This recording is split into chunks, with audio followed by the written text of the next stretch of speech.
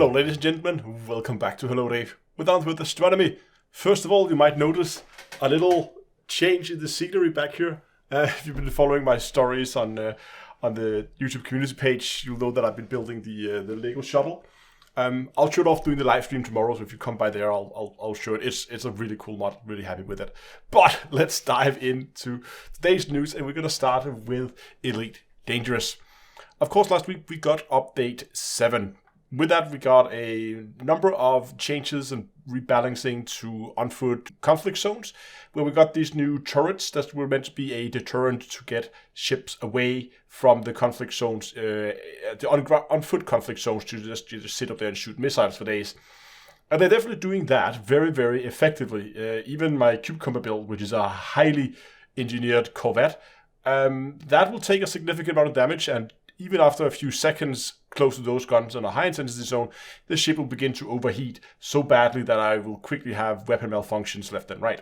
I feel they're a bit overpowered. I definitely think they should, the idea of having them there as a deterrent to keep ships away, I believe make it more difficult to ship so they can't just sit still and bombard people for days. I like that.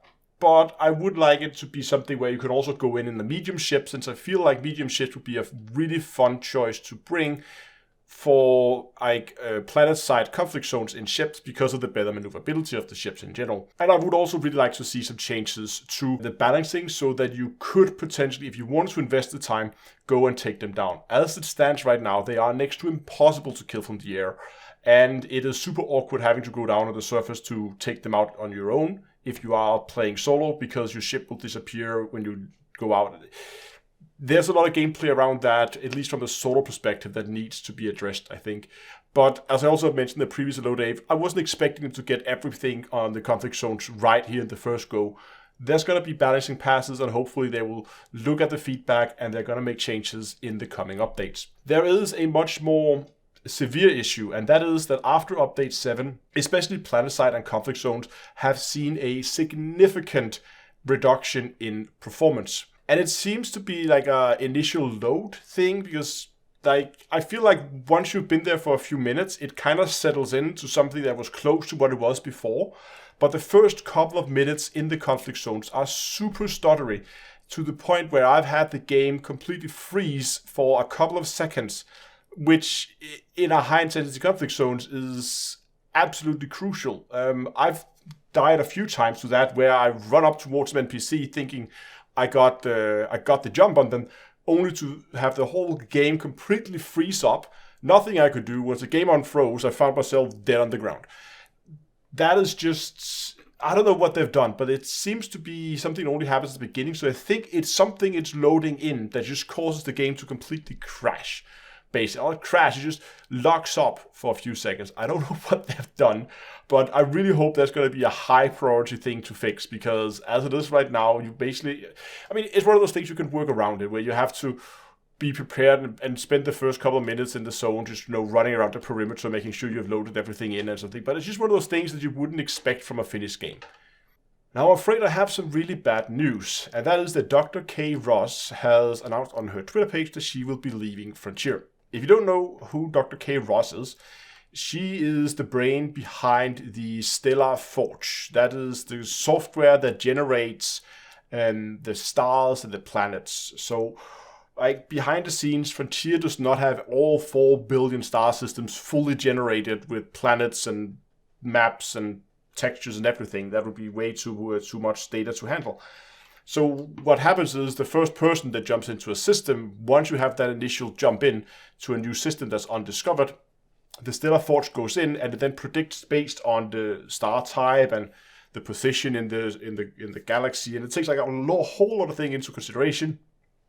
Close to a nebula, or you're inside or outside a galaxy arm, what's the star density area? All those things have an effect on how the planets are then generated, and then the solar system that you jump into are then populated accordingly. And it's done absolutely wonderful. She's done an absolute amazing work with that, and it's a huge loss for Frontier to have her leave.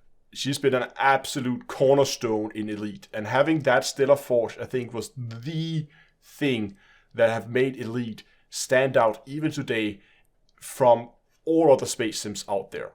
I mean, that is still the thing, I think, that pulls in the most players. That is that you have that one-to-one representation of the full Milky Way with the correct number of systems, and they are generated in a scientifically correct manner. She's done some amazing work with that, and it is a huge loss. And I just want to use this opportunity to say, in the off chance that she's actually watching this video, I wish you the best of luck, whatever you're planning to do from here on, and you will be sorely missed in the Elite community. I'm going to mix it up a little bit this week. We're going to be talking about some Star Citizen, and then we're going to jump back into some more Elite stuff. They talked about some quite interesting things in the latest Inside Star Citizen video.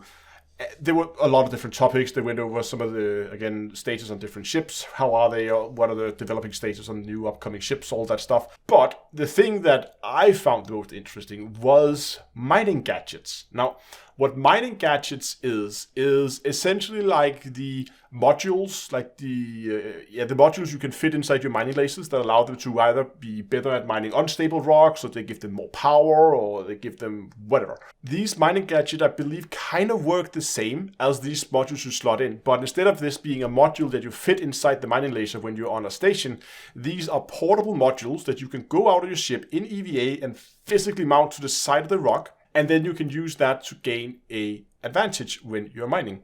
I think that is amazing, because that means if you come up into a rock that might be too big for your mining laser to handle, it's just too much mass there for you to be able to generate enough heat inside the rock to crack it open. Or maybe it's just too unstable. Maybe it's packed full of quartinium and you can't just crack it open because it's just too unstable and it's about to blow up in your face all the time. You can get one of these mining gadgets. I assume there's going to be, I saw at least 3 different kinds. You can take these out, go into EVA in your spacesuit, fly up to the rock, smack the thing on the rock, and then you can go back in the ship. And that thing will then, depending on what type it is, it will give you, I would assume, if you should put some science on it, it would be that it maybe make some seismic measurements inside it that you can then use to either increase your stability when you're mining so it doesn't fluctuate. Maybe it increases the power output because you can easily spot the weak spots on the rock. What do I know? Stuff like that. I think it's an awesome addition to an existing game loop that you have that little, hey, I can sacrifice a little bit of time by leaving my ship, going out and placing this device physically on the rock.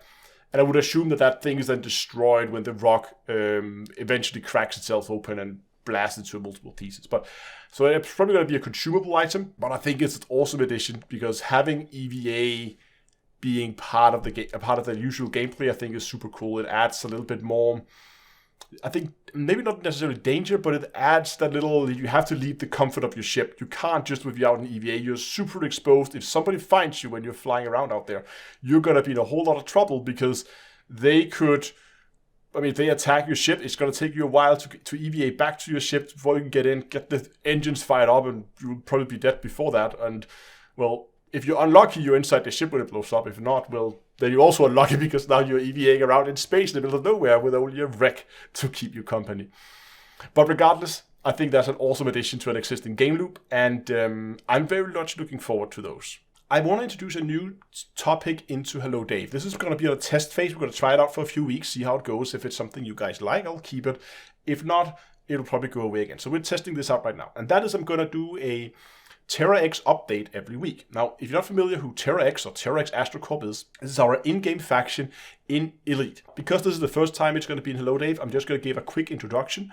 It's going to be shorter the following weeks, but for this week, the first week, I just want to give an introduction to what Terra-Ex is. So as I said, Terra-Ex is an in-game faction. So when you go into a system, there are multiple different factions, the ones that give you out missions. And these factions can go into different states. They can be in boom or war or famine or all kinds of things can happen. And those things can be controlled by players by altering what's called the BGS, the background simulation. That means every time you handle a mission, you will certainly see you can often get a credit reward, you can get a reputation or an influence reward. When you take the influence reward, you are altering the BGS. Whenever you do anything that have an influence effect on the system, you alter the BGS. You affect how the system evolves, how the different factions, they go to war, they go into an election, or how they expand its new systems, or take over control of a station, or lose control of a station, or something like that. That's all stuff that can be influenced by players. And we have a faction. And that is then being managed by our faction planner, Pastoral, and I've been coordinating with him about getting these news updates in here. It was suggested by one of you guys last week, and I thought it was a wonderful idea, so here we are. The way it works with the faction is you basically come by Discord at discord.d2ea.com. There, when you go to the Welcome Start Here page, there's a little icon you can click, and then you will get news updates. You get access to a Terra-Ex section of the Discord that's otherwise locked off, and there you can see the daily orders that are posted. We're a very open faction. You are free to come, try it out. There's no vetting process. You just come by, you can run the orders. All orders are public. It's basically like daily missions. You can go, you can run your daily missions if you want to. If you don't feel like it that day, it doesn't matter. We don't have any requirements for playtime or anything like that. It is really just come if you want to. We would love to have you. And if you're interested in BGS, lots of people can help you. If you're not, well, you don't have to. You can just follow the daily orders. I want to do an update, so let's talk about what we've been doing. And what I want to talk about this week is the system CD3387448, which is a system we expanded into for a while. We have had it on the daily orders for a while now that we wanted to try and gain a little bit of influence. It is a little slow going at the moment. The reason why we expanded into this specific system is because it is a tourist economy system, which is the only economy that we do not have control over yet. So our first tourist economy system, we kind of wanted that on our list as well. So Pastoral has carefully engineered an expansion into that system. We are now in the system and we are working on taking over system control. At the moment, we are not the controlling faction, but again, we are working towards that, which is done by increasing our influence, matching influence with the controlling faction. That is going to initiate a war. We're then going to fight in that war, and we're going to shoot them until we win, and then they're going to hand over system control to us, hopefully. So if you want to be part of that process, do come by Discord, and as I said, it's at discord.d2ea.com. I also just quickly want to remind you guys that on Friday I am embarking on a new carrier trip where you are more than welcome to join. We're going to be heading out to the 45G planet. It's about 6,000 light years outside the bubble. We're flying out Friday evening and we're coming home again Sunday evening. Again, there are more information on the Discord server, discord.d2ea.com, where you can go and you can sign up for the trip. There's no limit on space. Everybody can join. You can join from console, you can join from PC, you can join from Horizon, you can join from anywhere, and you don't even have to be online doing the actual trip out there. You can just dock at the ship beforehand. The fleet carrier is already ready and taking on passengers. You can just dock at the ship.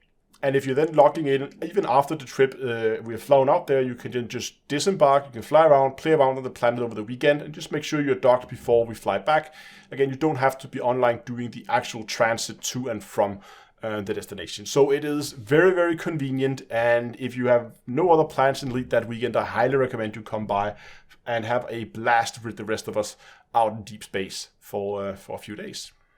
And then finally, just quickly want to talk about live streams. I haven't been able to live stream Star Citizen in quite a while. I've had some busy weekends where I haven't really had that much time to sit down and live stream. There's always been other things in the way. I'm still going to do the live stream tomorrow in Elite because I want to play around with the conflict zones a little bit more. I have been testing them out here since they were launched last week.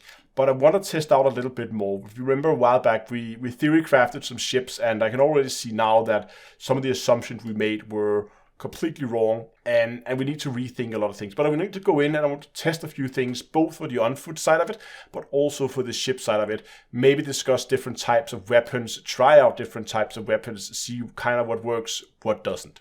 So that is the plan for the live stream tomorrow. Back in Elite Dangerous, play around with some conflict zones and see if we can figure out what exactly is up and down in this mess. But that's it for this week. Thanks a lot for watching, and until next time, I will see you guys in space.